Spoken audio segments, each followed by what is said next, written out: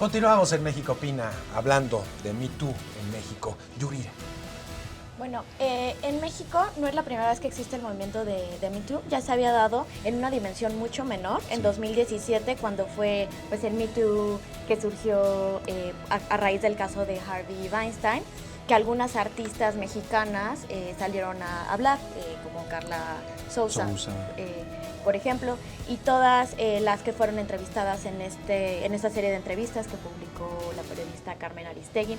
Pero bueno, creo que la diferencia del Me Too esta vez es que fue algo, o sea, no fue de artistas, o sea, fue algo mucho más directo de la gente, y al segmentarse en grupos tan particulares, ¿no? Que fue Me Too escritores, Me Too cine, Me Too arquitectos, periodistas, la gente se sentía pues mucho más identificado, o sea, ya era un círculo mucho más acotado, claro, en donde veían denuncias de agresores que tal vez tuvieron en común, entonces veían que la gente lo denunciaba y que esas personas no habían sido las únicas, ¿no? Y creo que eso te motiva. O sea, creo que, bueno, podemos ver que en muchas de las denuncias son de años, pero que no había habido un canal como fue ahorita, que se abrió, en donde las mujeres, al existir tantas denuncias, se sienten acompañadas, se sienten motivadas a hacerlo, pero también se dan cuenta de que tal vez cosas que ellas vivieron no eran normales, ¿no? O sea, al verlo de forma muy reiterada, pues se dan cuenta que tal vez violencia que estaban normalizando, violencia que vivieron, es violencia, y que bueno, es un buen momento para denunciarlo. Entonces, o sea, lejos de esto que dice que es una cacería de brujas, o sea, yo creo que más bien era algo que se destapó, o sea, algo que se estaba conteniendo, y al abrirse esta ventana, pues hubo la posibilidad de hacer visible pues, esta situación de violencia que vivimos las mujeres desde hace años. Sí, pues que es una situación que se ha normalizado durante siglos. Mónica.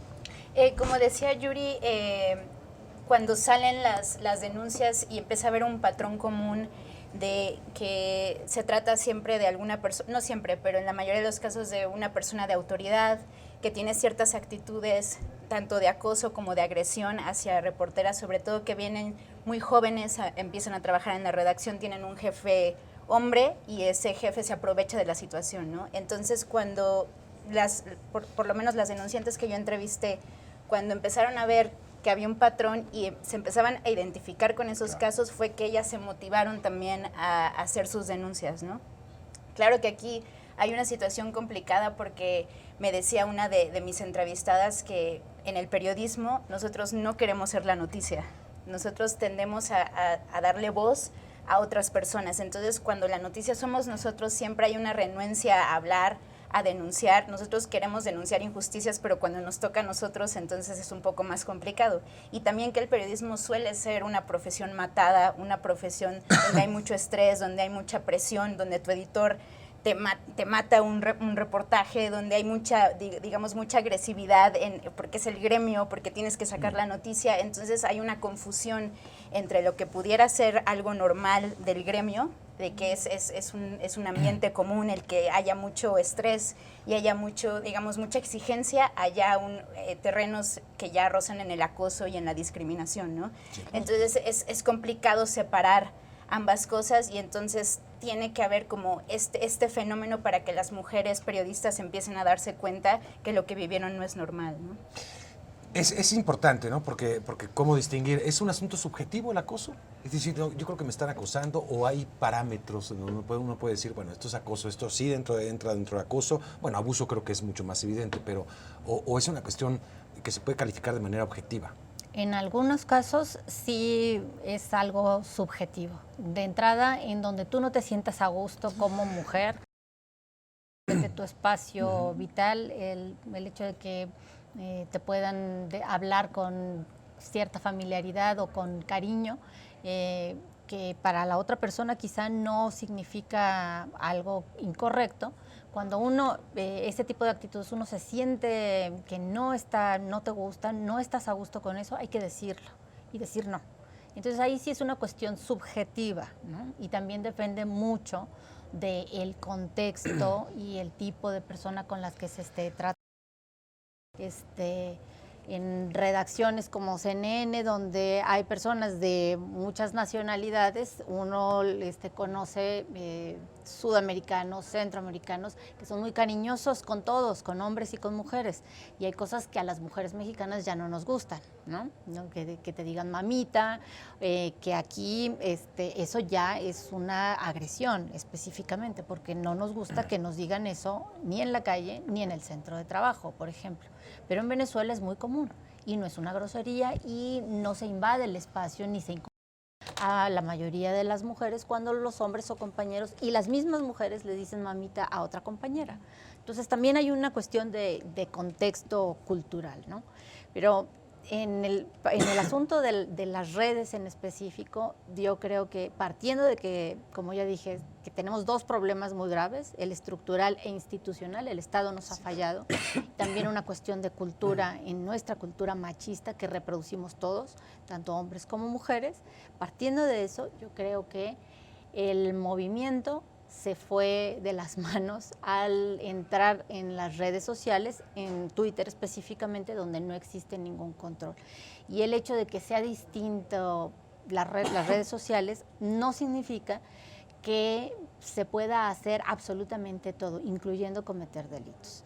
Entonces, ahí es donde, en mi opinión, fue sobre todo el anonimato con el que se denunciaron muchos de los casos y el hecho de que se mezclaron algunas historias ciertamente de acoso o de abuso y también se mezclaron con los relatos de relaciones tóxicas, relaciones consentidas, pero que tienen problemas, digamos, o tuvieron problemas de pareja, que no tienen nada que ver ni con el abuso ni con el acoso. Entonces, al revolverse todo esto y al privilegiarse el anonimato, yo creo que, si no una cacería de brujos, sí se está denostando de manera injusta a muchas personas por el simple hecho de que tuvieron ciertas actitudes que pudieran constituirse en delitos incluso con las mujeres que lo denunciaron. Pero hay un principio básico por el cual en este país hemos luchado durante décadas, que es el principio de la presunción de inocencia. Todos somos inocentes hasta que no se nos pruebe lo contrario. Eso es básico, y lo que sucedió con tu especializado, músicos, periodistas, editores, hasta agencias de publicidad, lo que sucedió es de que el anonimato ha hecho en vez de denuncia una denostación a la vida. Vamos a hacer una pausa y volvemos con nuestras compañeras. Regresamos en un momento más.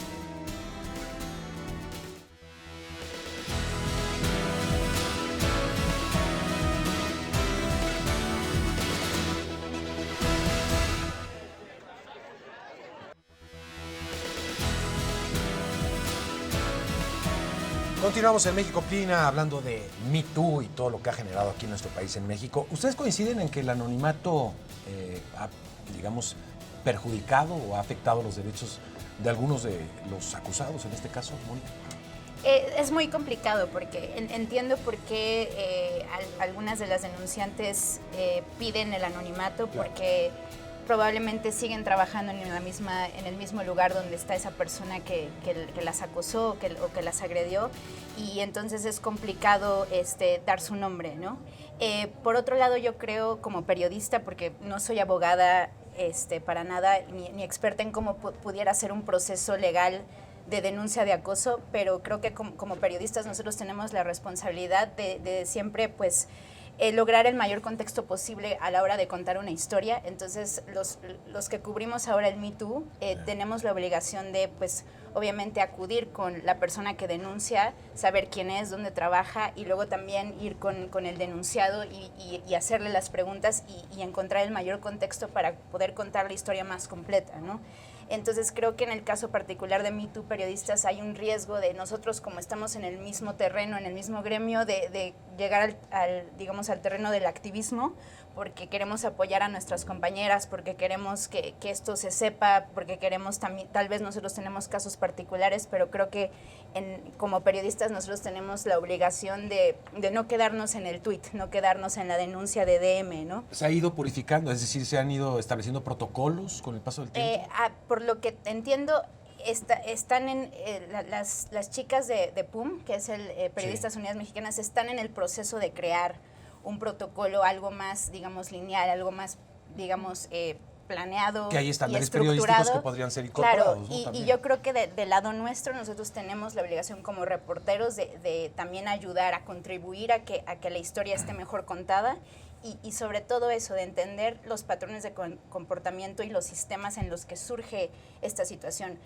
Volviendo al caso de Harvey Weinstein, los periodistas que cubrieron el caso Me Too en Hollywood se dieron cuenta que no era Harvey Weinstein nada más, era un sistema que existe en Hollywood que promueve y propicia este tipo de comportamiento. Entonces, como periodistas también tenemos la obligación de lograr esa investigación y entender cómo funciona el sistema y por qué suceden estos casos, que no son aislados, ¿no? Por supuesto. Es un patrón de comportamiento. Yo cuando empecé a ver, digo, algunas de las denuncias de PUM, por ejemplo, y de otras organizaciones también de otros sectores, me di cuenta que generalmente las cosas que no tenían sustancia o no tenían, digamos, el peso como para llevarlos ante una denuncia se caían por sí mismas, ¿no? Y aquellas que eran consistentes, bueno, pues uno simplemente veía al acusado de acoso o de abuso y no era una persona, eran varias. Entonces ahí como que adquiría otra relevancia y uno decía, bueno, aquí hay algo, ¿no? Sí. Yo pensé, honestamente les digo, que esto mismo iba a ir depurándose por sí solo. Creo que en algún sentido sí. Pero llegó el tema de Armando Vega Gil y bueno, ya como que hay que, la discusión adquiere otra dimensión, Yuridia. Yo del anonimato quería decir que yo no considero que tenga una implicación negativa ni que denoste a las personas implicadas, justo por lo que acabas de remarcar, que hay varias personas que denuncian a esta persona y que se puede encontrar este patrón, ¿no? O sea, que una persona tiene un cierto modus operandi y que, lo cual le da más peso.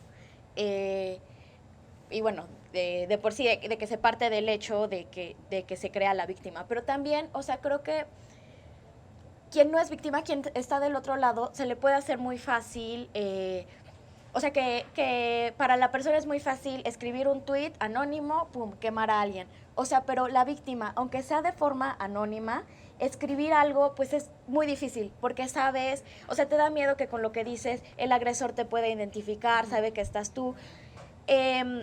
Reconocer que fuiste víctima, revivirlo a la hora de escribirlo, o sea, creo que es un proceso muy difícil que hay que tomar en cuenta y que obviamente es menos fuerte que enfrentarte a un ministerio público, en donde probablemente vas a enfrentar que te van a señalar, te van a revictimizar.